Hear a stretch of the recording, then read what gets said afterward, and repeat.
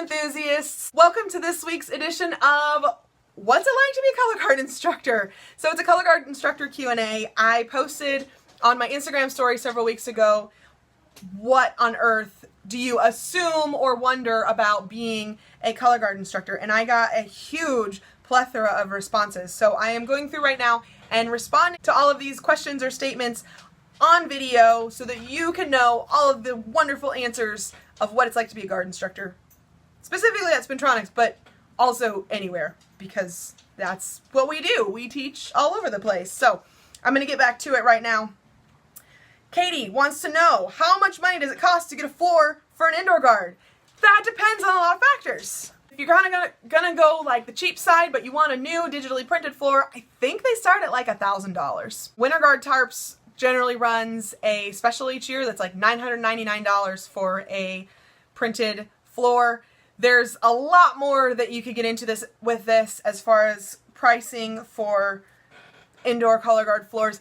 I personally like to go and check out the used equipment section of Facebook and see whose used floors we could pick up for a much lower price than it is to get them printed.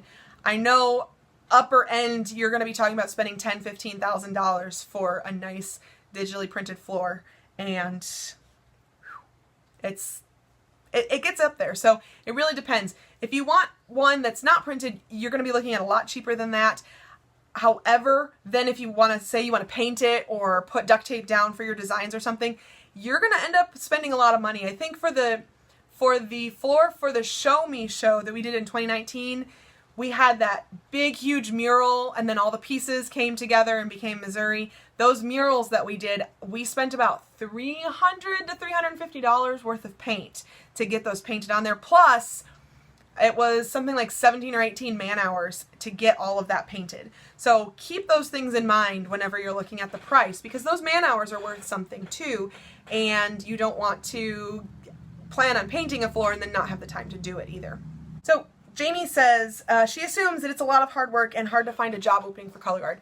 That depends on where you're located and what your skill level is. So here where I'm located in Missouri, people are always looking for color guard instructors, and one of the problems is that we're kind of out in the middle of nowhere. So it's small towns, not a lot of people, small color guard programs, and the instructors don't necessarily want to be here because there's not a lot of money involved, there's not a lot of benefits or anything like that to being a small town color guard instructor.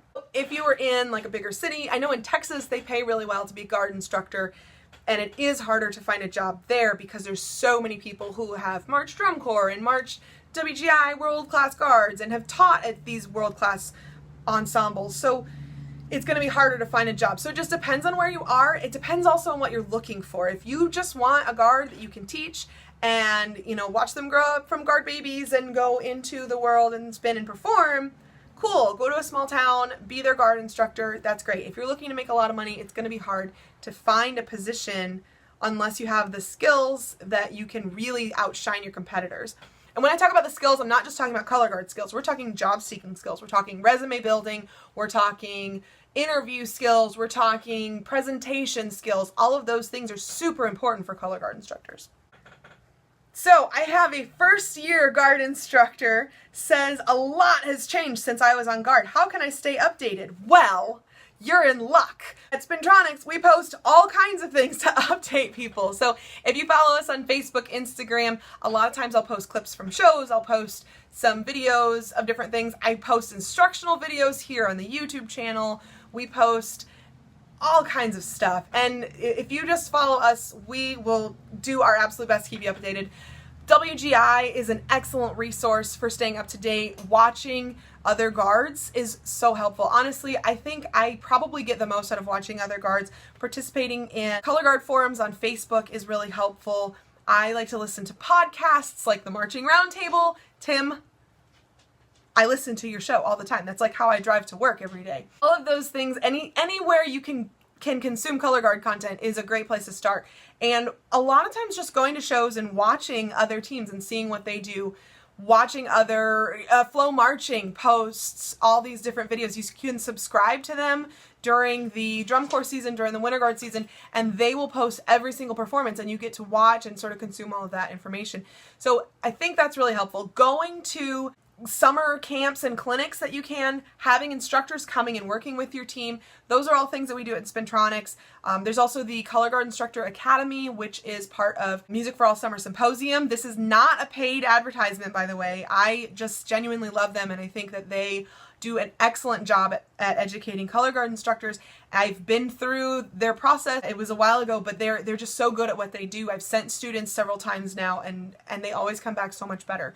So that's excellent. We do a color guard, a Spintronics instructor certification at the summer camp at Central Methodist University. So if you have time and you can go to that, that would be awesome too. So just keeping up with, I would say honestly, aside from us, your next best place is going to be WGI. They really have the best content because that's where all of the guards are going to compete with each other, to perform for each other, and that's going to be where you're going to have a lot of good professional development. Do you ever wish you were still a student and not an instructor? All the time. Oh my gosh. Because when I was a student, I worked really hard on my technique, and I worked really hard on my show, my choreography, and it was really hard, and my body was exhausted all the time, but it felt good because I was working hard for something and accomplishing something. And now, as an instructor, it's not always easy to know that you've accomplished something the right way, because you might be working your brain really hard to figure out how to make a phrase work, or how to make a design concept come together, or how to make people who are not motivated get motivated, or how to make people who don't get along work well enough together to put on a show. And you become mentally exhausted, and throughout the whole time your technique is still, you know, there and needing to be worked on.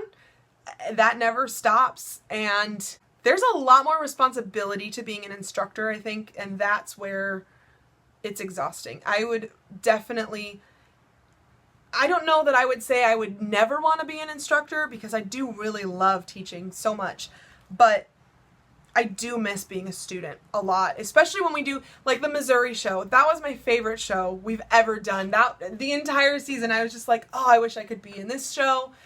When we did the show about Brazil, the Girl from Ipanema show, I wish I could have been in that show. So a lot of times I teach shows that I wish I could have been a part of, and I miss it. I miss it a lot. Recently, the DCI Drum Corps Spotlight was Blue Stars 2006, and so everyone kept posting the DCI 2006 videos and GIFs and clips and things, and I was in like half of them, and I was like, oh, I miss doing that so much. So I miss it a lot.